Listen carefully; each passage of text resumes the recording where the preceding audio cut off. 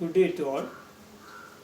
The topic of seminar is the doctrine of Rad and Owl in the Muslim succession law. Let us first look at the definition of these two and then get into the details of it. So the right of the sharers in Muslim succession for the revert back of the residuary property in the absence of the residuary heirs is called as return or doctrine of Rad. In the case the total sum of the specific shares allotted to various shares exceed the unity, then the specific shares of each sharer is reduced in a proportionate manner so that it becomes unity. This is called the doctrine of Owl or increase. To look at the context of this, let us see the Muslim law of inheritance. The Muslim law of inheritance has got a dual basis. The body of rules relating to inheritance is based on one, Quran and the traditions of the Prophet, and also pre-Islamic customs which were approved by the Prophet. The principles of intestate succession comes into effect in case a person dies without leaving his will for the distribution of property owned by him at the time of his death. According to the Muhammadan law, the heirs are divided into three classes. The first class is called the sharers. The second class is called the residuaries or agnates, and the third class is the distant kindred or uterine relations. Sharers are the ones who are entitled to a certain share in the property of the deceased, whereas residuaries would take up the share in the property if anything is left over after the sharers have taken their part. The sharers are 12 in number, and the share taken by each sharer will vary in certain conditions. If you look at residuaries, there are 20 residuaries including 4 females and 2 males who are otherwise sharers but are shifted to class 2 or residuaries in certain circumstances.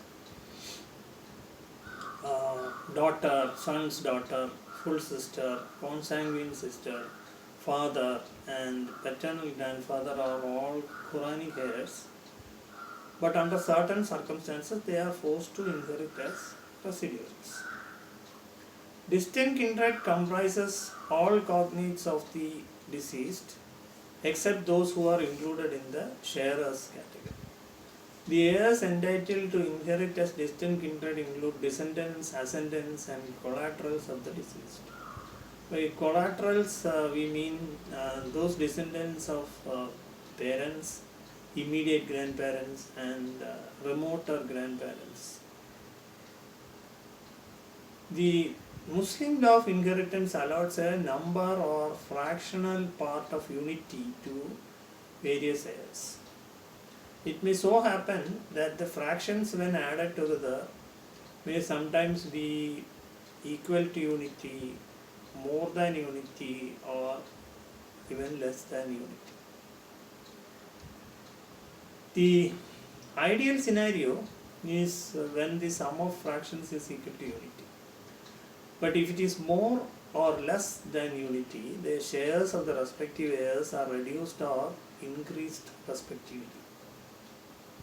The process by which the shares are reduced is called the doctrine of all, and the one whereby the shares are increased is called the doctrine of Rad.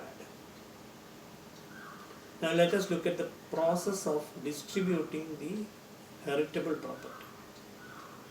The process uh, the process of determining the share of each Quranic heirs under the Muslim law consists of various steps. It starts with the determination of the heritable property.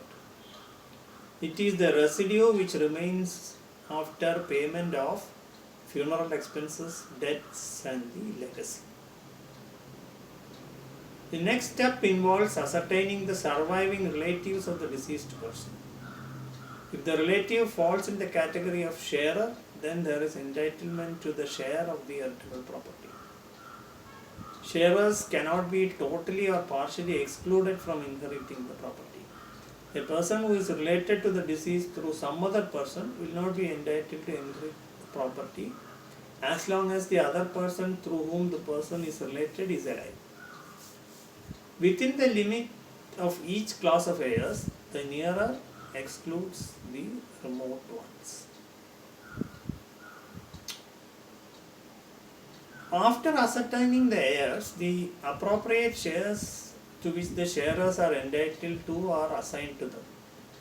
In case it is found that the total sum of the respective shares exceed the unity, then the share of each sharer is reduced proportionately by the process called awl.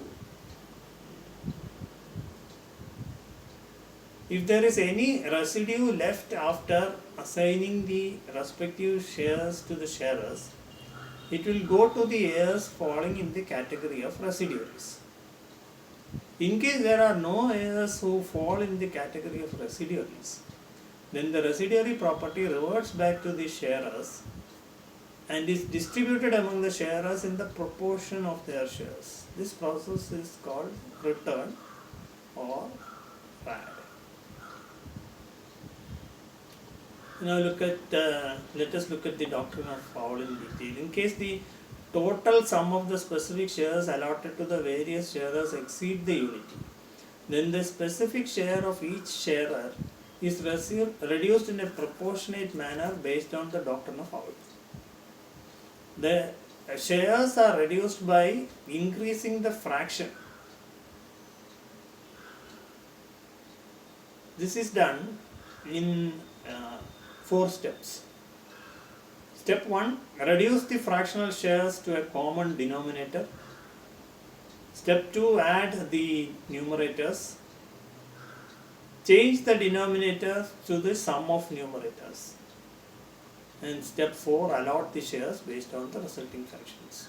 So basically reduce the fractional shares to a common denominator, then add the numerators and change the denominators to the sum of the numerator while keeping the numerator the same.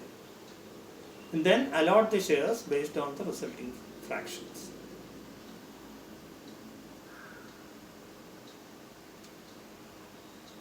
Doctrine of Rad is somewhat similar.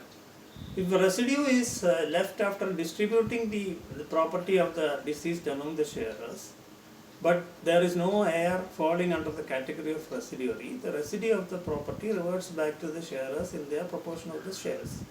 That is the doctrine of Rad.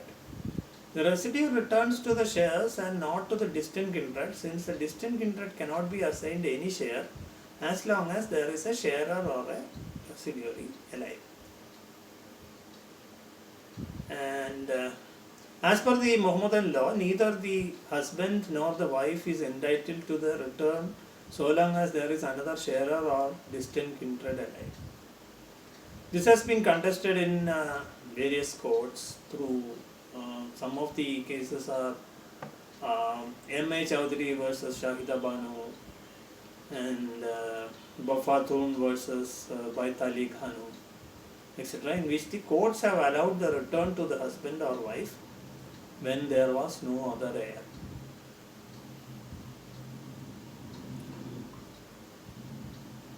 So that is the doctrine of Rad and doctrine of all. To conclude, the doctrine of return is the converse of the doctrine of increase. In increase, the shares exceed unity and undergo a proportionate reduction, while in return, the shares fall short of unity and suffer a proportionate increase. In return, the husband and wife do not benefit if there is any other sharer or a distant kindred, but they are not saved from the operation of the doctrine of increase.